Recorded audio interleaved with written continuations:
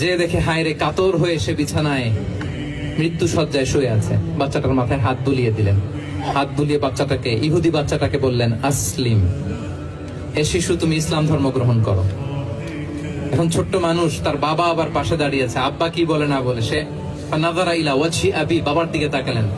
তার বাবা বলে, আতিয়া আবুল কাসিম, মানে বিষ্ণু ইসলামের কুনিয়াত, বড় ছেলে ছিল কাসেম, তাকে বলা হতো আবুল কাসেম। ইহুদি বাবা বলল, মোহাম্মদ যা বলে তাই করো। সাথে সাথে সে বলল, আশহাদু আল্লা ইলাহা ইল্লাল্লাহ ওয়া আশহাদু আন্না মুহাম্মাদুর রাসূলুল্লাহ।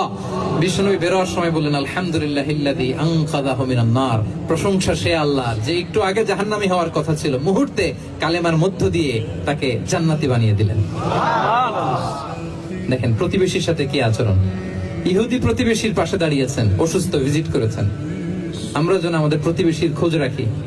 অভুক্ত প্রতিবেশী রেখে